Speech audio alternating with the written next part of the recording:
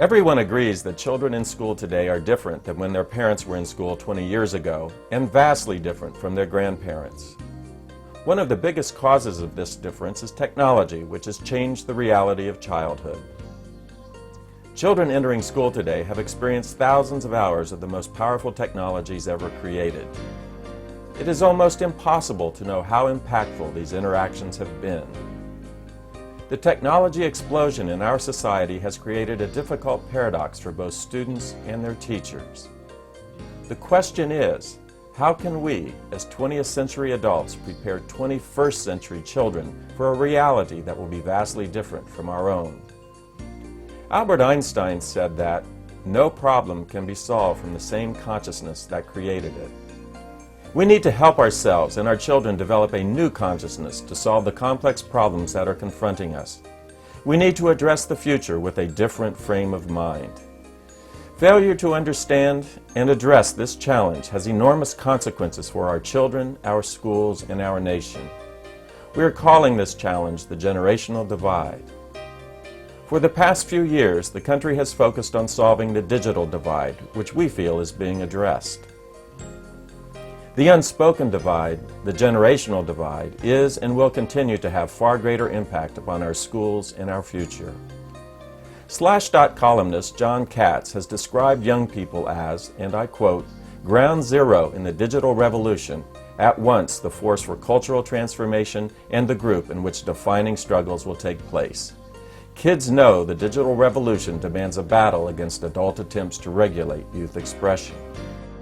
I can't live without technology. I don't know when I'm not without technology. I guess I'm kind of addicted to the technical aspect of my life. But digital music too, you know, I can't live without that either. We're surrounded by computers now, and like they say, in a click of a button, you can be almost anywhere. If I had my way, I would have everything that was technologically advanced. Most of the kids at the school, I think, who have computers, they know how to use their computers, know how to use the internet and stuff like that. But I think always finding a way to incorporate school with that in a seamless way, it's like that's the trick. There's like little kids like that are growing up and they've always grown up around computers and they already know a lot about them. So I think that like for people like probably older than me or like younger than me, in like the future they're probably gonna, it's like basically just gonna be like second nature. How's it changed your life? Well, it hasn't changed yet because it's been in there forever. It's been in my life for basically all my life. I mean, my grandparents used to have this old black and white 386 when I was about 2 years old, so I just use that.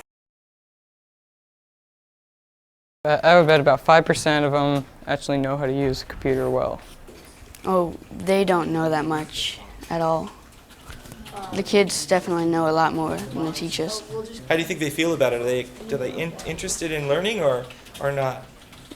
Most adults I know just stay away from it.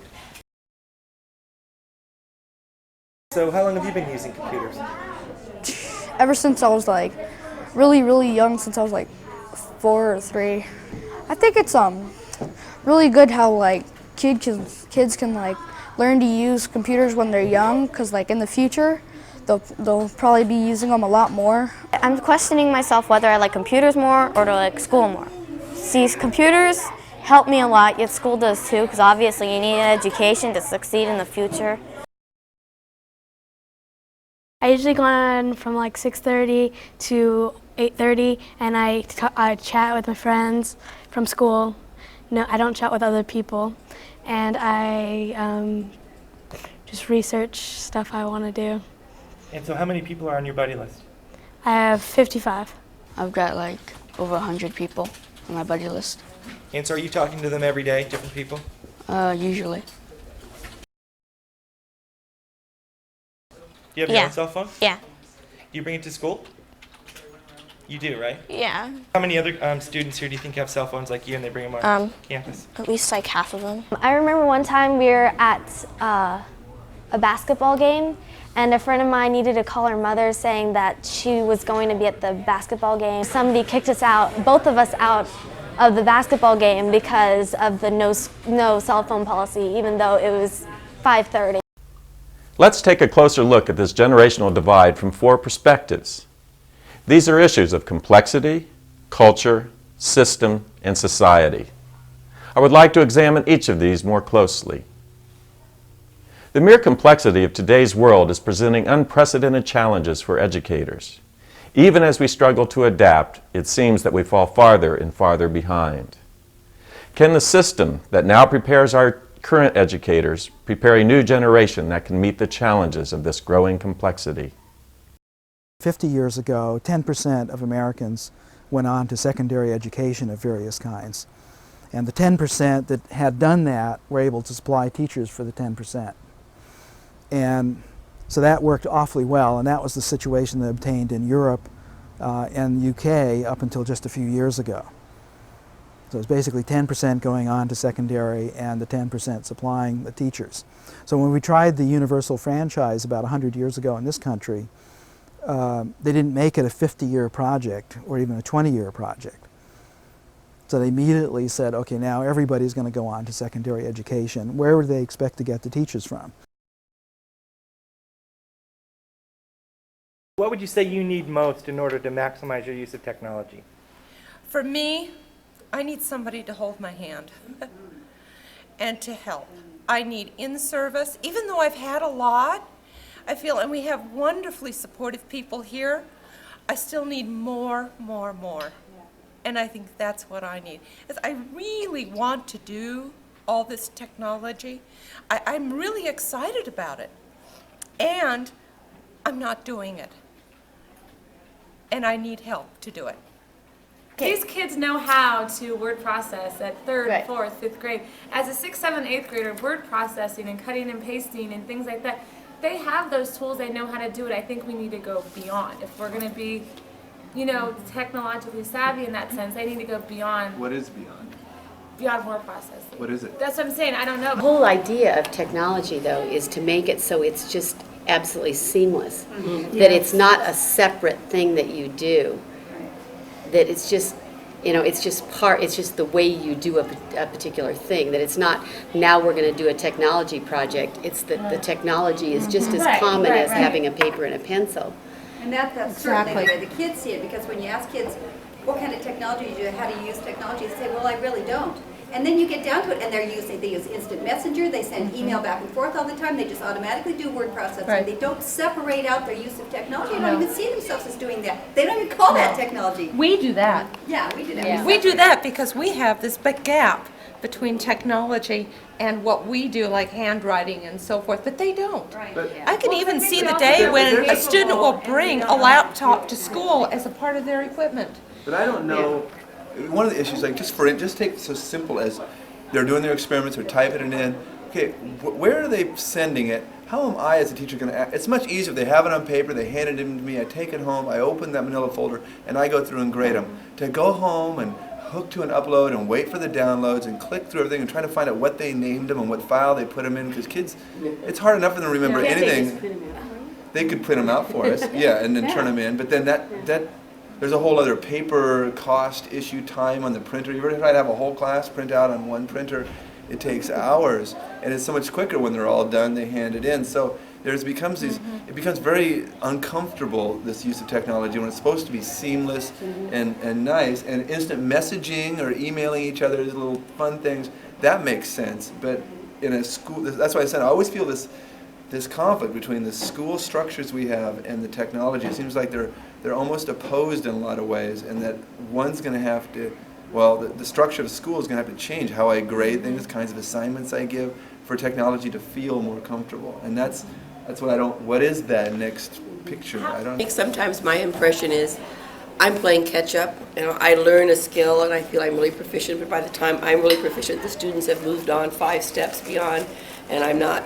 I would once like to be on the cutting edge to say, do you know how to do this? And really say no. Somebody say no, yes, rather than my being the one that always has to say no. Could you show me how to do this? There are also cultural issues that hinder our progress as we find the gulf between our children's use of technology and our struggle to understand its place in our world growing ever bigger. Montessori's idea of what to do about it was fantastic. She said, just make 20th century toys. As let the kids have this huge learning drive that nature has endowed them with. So don't put them in something that looks like a denatured university classroom. That's completely out of the question. You must let the children play, but don't let them just play regular games or they'll grow up with regular common sense. The 20th century needs uncommon sense, and you want to make your environment and your toys, the games that the kids play, and everything else like this, have side effects on them of teaching these uncommon sense ideas. Our education system is not good at technology. In fact, as a system, we haven't even appropriately adopted the technology called the book. In the 13th century, if you went to a university in Europe, you would find a room that had one person talking and 25 people writing down what they were saying. And after you'd written down about 30 of these private books, then you got a master's degree and you went out and you were able to become one of these people. So then the printing press was invented, education was revolutionized in Western culture. But he says, what do you see if you go into any school in the Northern Hemisphere in the 20th century? You see 25 people writing down what one person is saying. And his point was that in spite of the fact of what the book has done for civilization, schooling has essentially rejected books. The kids do not learn how to read fluently enough to make use of what books are really about, which is to have multiple points of view. I had the misfortune or the fortune to learn how to read fluently starting about the age of 3. So I'd read maybe 150 books by the time I hit first grade. And I already knew the teachers were lying to me, in the sense, and I'd raise my little hand and say, but I read in a book that so-and-so. And very quickly I realized that whatever books I was reading was not the book that the teachers were getting the stuff out. So they were basically just teaching another religion, essentially a set of catechisms. This is what I object to in the back to basics stuff. It's essentially teaching everything as a set of catechisms, just as people have learned it for 80,000 years. So another set of groups in opposition to each other, the groups that think that you should get computers into school regardless, mostly for vocational reasons and for reasons of being current with the technology, et cetera, et cetera. And the other group thinks that this is a bad idea because computers are a bad idea, especially at an early age for children. And I couldn't disagree more with either of those groups. But because they're both, in my opinion, both out after things that are completely wrong. They're missing the essential points from both sides. I happen to agree that you shouldn't put computers in a school to do vocational training. And I happen to disagree that you should take computers out of schools, right? But I think, to me, it really comes down to, before you start using any kind of technology, I think it's much more important to think about what is the content of the knowledge you're hoping the kids get. And are you trying to do a Plato's Republic where you basically let everybody follow the desires of their heart, but you only have one group that governs, right? Or are you trying to put the ultimate franchise of the republic that we have in the hands of everybody? So if you're trying to do that, then this, what the back to basics people cry for, which is a common core of knowledge, is really important, because you have to get people into the same conversation even if they argue. So that is very, very good reason for trying to mandate some set of basic knowledge and thinking skills. But the way the back to the basics people do it has no relevance. It has nothing to do with the way people think in the best thinkers think in the 20th century. So you can go through the whole back to basics thing and have the kids have this common core of what they call a common core of knowledge, and not have a single one of them be able to talk about the things that are philosophically important. Finally, this generational divide impacts important societal issues. It is no longer a choice to be technologically literate. Technological competency is now high stakes and drives the economy and has global implications for our country. We're basically sending people who think like the cave people thought 80,000 years ago into the future as our future, but we're sending them with atomic weapons. Absolutely.